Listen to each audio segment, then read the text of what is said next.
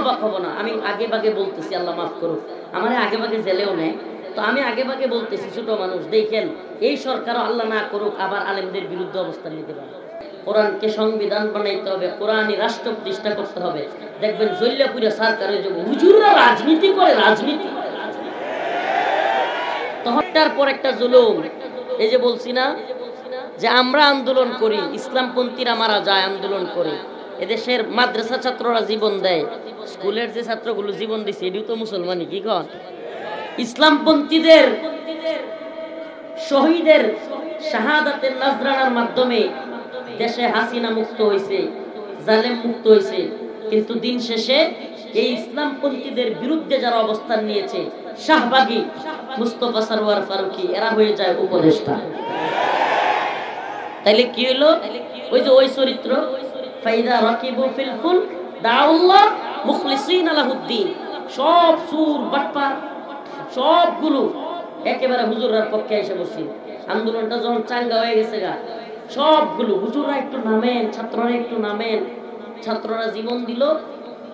এদেশে এই হাসিনার সরকারের সবচেয়ে বেশি জুলুমের শিকার হলো আলেম ওলামা। যেই পরিমাণে জুলুম আলেমদের উপরে পড়ছে, এদেশের সর্বজন শ্রদ্ধেয় আলেমদেরকে কারাগার থেকে হত্যা করে বের করেছে। এদেশের সর্বজন শ্রদ্ধেয় আলেমদেরকে দাড়ি ধরে টানা হিচড়া করেছে, জেলে নিয়া, রিমান্ডে নিয়া, ফাঁসিতে নিয়া পর্যন্ত ঝুলাইছে। অথচ ওই যে আল্লাহ কইছে ফাইদা রাকিবু ফিল ফুলক দাউল্লাহ মুখলিসিন লাহুদ্দিন, যখন এরা বিপদে পড়ছিল, আপনারা দেখছেন কিনা রাস্তায় রাস্তায় আমরা শহীদ হব, ফেসবুকে পোস্ট দিয়া জালেমের বিরুদ্ধে শহীদ হয়ে যাব, শব্দগুলো কত সুন্দর না, ইসলামিক শব্দ, শহীদ, এই ধরনের শব্দ ইউজ করছে। এখন কি এই নেতাদের মুখ থেকে এখন শুনবেন বিভিন্ন দলের, আমরা মৌলবাদী চাই না। ভাষায় পিটানি দরকার না তোর মৌলবাদী। এই বয়ান কোত্থেকে শিখছে? আগে ভারত শিখাইছে, এখন আমেরিকা শিখায়। আমরা স্বাধীন হইতে পারি নাই কিন্তু, মানে আমার কথা মনে হয় বুঝতেছেন না, না বুঝাইতে পারতেছি না। আমরা কিন্তু স্বাধীন হইতে পারি নাই, মানে আগে গোলামি চলতো পাকিস্তানের, ৭১-এ সেটা বাদ। এরপরে শুরু হয়েছে ৭১ পর থেকে একেবারে ২০২৪ পর্যন্ত গোলামি চলছে ভারতের। কোন জায়গা? এখন শুরু হয়ে গেছে আবার আমেরিকায় হইতে। আমরা কবে মুক্ত হবো, কবে স্বাধীন হবো? স্বাধীনতা কোনটারে কয়? আমার দেশ, আমার রবের হুকুম, আমার রবের জমিন, সবকিছু চলবে রবের কথায়। ইসলাম বিরোধী কোনো তৎপরতা হতে পারবে না। আমরা আমাদের জিনিসগুলো আমরা ঠিক করব। কোন আমেরিকার প্রেসক্রিপশন, ভারতের প্রেসক্রিপশন এদেশে চলবে না। এটা না স্বাধীনতা, এটার নাম কি? স্বাধীনতা। আর আপনার মতামত যদি অন্য বিদেশি রাষ্ট্রের চাপায়া দেওয়া প্রেসক্রিপশনে হয়, আপনার দেশের পররাষ্ট্রনীতি কি হবে, স্বরাষ্ট্রনীতি কি হবে, আপনার দেশ কিভাবে চলবে, উপদেষ্টা কমিটিতে কারা আসবে, এগুলো যদি বিদেশি প্রেসক্রিপশনে হয়, তাইলে আর আপনি স্বাধীন হইলেন কোথায়? তাইলে এই মীর মুগ্ধ, সাইদ, এত শত শত হাফেজ, আলেম, স্কুল কলেজের ভার্সিটির ছাত্র জীবন দিয়া এই আমেরিকার সমকামী এজেন্ডা বাস্তবায়ন করবার লেগে দিছে। হ্যাঁ, আমেরিকানরা এখন মানবাধিকার কার্যালয় খুলতে চায়। মানবাধিকার কার্যালয় আমেরিকার বা জাতিসংঘের যে কয়টা রাষ্ট্রে আছে, ইথিওপিয়া, চাদ, উগান্ডা, নাইজার, এই সমস্ত রাষ্ট্রগুলোতে যেগুলো যুদ্ধ বিধ্বস্ত, এই সমস্ত রাষ্ট্রগুলোতে গিয়া জাতিসংঘ সহায়তার নামে সমকামিতাকে প্রচার করে।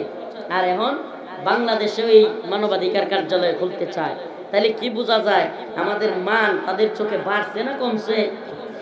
চাঁদ, নাইজার, আফ্রিকা, ওই সমস্ত রাষ্ট্রগুলোতে মানবাধিকার কার্যালয় আছে।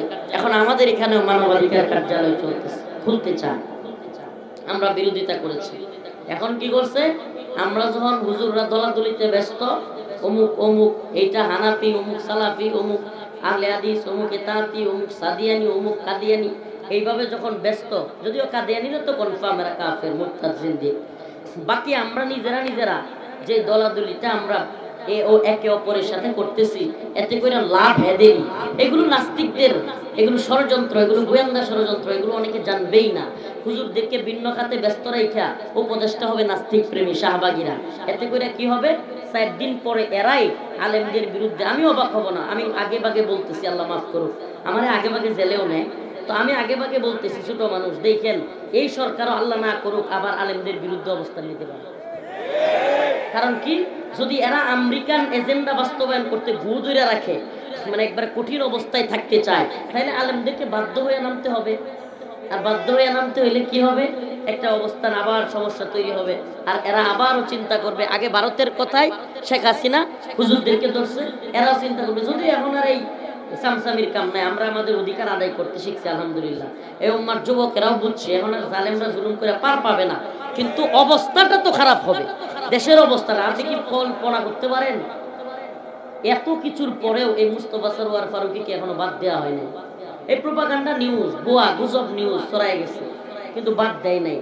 তাইলে একজন উপদেষ্টাকে বাতিল করতেই এত এত দল, এত মত বলতেছে এই লোকটাকে রাখা যাবে না, এ মুজিববাদের লোক, এ আওয়ামী লীগের লোক, এই ভারতীয় দালাল, এই ইসলাম বিদ্বেষী আহমদ শফি রহমাহুল্লাহকে এই লোক তেতুল হুজুর বলে কটূক্তি করেছে। শাপলা চত্বরে এতগুলো খুন হয়েছে, এগুলোর পক্ষে সে সাফাই গাইছে, শাপলা চত্বর নিয়ে পোস্ট করছে, শাপলা জঞ্জাল মুক্ত, নাউজুবিল্লাহ, এই ধরনের কথা লিখছে। এরপরে এই লোক নিজের ফেসবুক পোস্টে সে সমকামিতা, এলজিবিটির পক্ষে স্লোগান তুলেছে। এত কিছুর পরেও একটা ব্যক্তি যদি শহীদদের মিছিলে, যে সরকার গঠিত হয়েছে কিসের মিছিলে, শহীদদের মিছিলের উপর দিয়া স্মুথলি না, আপনারা কেউ ভোট দিছে আর আপনি গিয়া সরকার হয়েছেন এমন না, বরং অনেকগুলো ছাত্র আলেম হাফেজ শহীদ হইয়া আপনাদেরকে বসানো হয়েছে। আর শহীদদের বিনিময়ে আমরা কি পাইছি? মুস্তফা সরওয়ার ফারুকীর মতো ভণ্ড উপদেশ। এই তো স্বাধীনতার নমুনা। এটারে কয় যে ডিম পারে হাসে, খায় বাঘ ডাসে। এরা সব সময় আমাদের মাথায় কাঁঠাল ভেঙে খেতে চায়। কাঁঠাল আমাদের মাথায় চড়ি আমরা, কিন্তু ঘুষ কে খায়? কথা বুঝেন নাই, এরা খাইতে চায়। এই জন্য এই সমস্ত নিফাকি চরিত্র আমাদের সাবধানে থাকতে হবে।